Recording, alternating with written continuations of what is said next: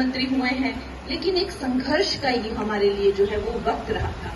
कांग्रेस के जो चुंगल से जो है इस देश को जो गरीबी और भुखमरी, आप देखिए कितने पुराने पुराने काम हैं, चाहे 370 हो, चाहे ट्रिपल तलाक हो, चाहे आप देखिए आयुष्मान हो, चाहे फ्री राशन हो, ये तो एक मैं कहूंगी एक बहुत ही बेसिक चीजें हैं जो हर किसी भी देश के जो मुखिया होते हैं, प्रधानमंत्री होते हैं, वो सोचते हैं। लेकिन हमारे देश को सिर्फ लूटा जा रहा था, सिर्फ लूटा जा रहा था, सिर्फ खाया जा रहा था, सिर्फ बर्बाद किया जा रहा था। और अटल जी का संघर्ष रहा, जैसे अजय राणा जी ने बताया कि एल के अडवाणी जी, बहुत सारे लोगों का संघर्ष रहा। लेकिन जब नरेंद्र मोदी जी 2014 में आए तो इसीलिए कहा जाता है कि वो साधारण मानव नहीं है, वो एक अवतार है। जब वो 2014 में आए और हमने ये दिन देखा, इससे पहले तो हम भी राजनीति को एक तरह से एक बहुत ही दुर्भाग्य समझते थे और शर्मिंदगी की बात है, लेकिन वोट भी देने नहीं जाते थे। युवा लोगों के दिलों में तो इतना एक तरह से कशिश थी, इतनी ज्यादा नफरत थी पॉलिटिशियंस को लेकर कि लगता था कि क्या कर दें इनको, खत्म कर दें इनको, ये घोटाला वो घोटाला, 2G कितने स्कैम, हर दिन घोटाला, हर दिन घोटाला। और ये सुन सुनकर जो है आम जनता को तो ऐसी नफरत हो गई थी पॉलिटिशियंस से, और खासकर मैं तो वोट भी नहीं देती थी।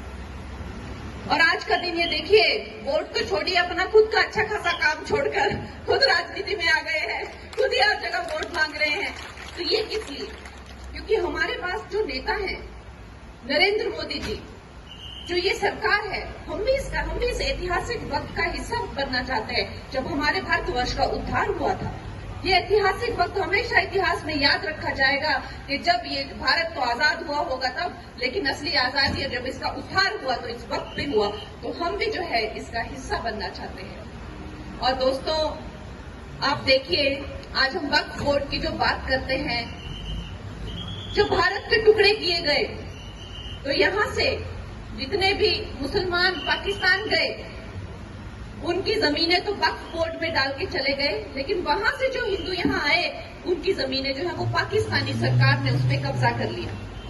ये कहां की ईमानदारी है?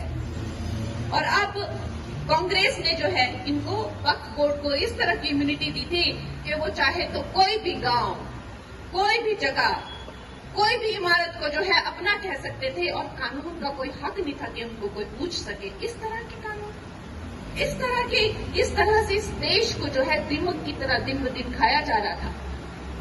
और अगर इनको कुछ कहते थे तो ये क्या कहते थे कि हम सड़कों पे आ जाएंगे, हम खूनो खून कर देंगे। लेकिन आपको मैं बता नहीं सकती वो क्या समा था जब हमारे जो गृह मंत्री है अमित शाह जी ने जब ये बिल पूरा पार्लियामेंट में लाया और उन्होंने, जो विपक्ष वालों ने बोला कि फिर तो कुछ नहीं पता क्या हो जाएगा, क्या हो सकता है, तो उन्होंने बोला मैं ये बिल ला के रहूंगा और मैं देखता हूं कि क्या होता है, तुम सबको मैं सेट करूंगा। तो क्या हम लोग के भी रोंगटे खड़े हो गए, हमने कहा ये क्या बात है। और देखिए वो बिल पास हुआ और आज पूरे भारतवर्ष में कोई किसी की मजाल है कि कुछ बोले।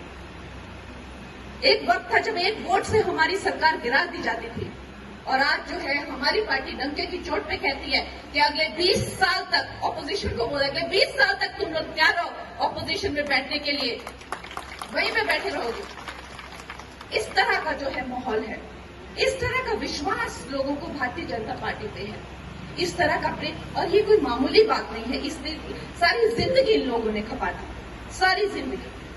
अगर आप प्रधानमंत्री जी की जिंदगी देखें, उन्होंने और कुछ नहीं, वोट बूथ, बस ये 2 चीजें, और अपने कार्यकर्ता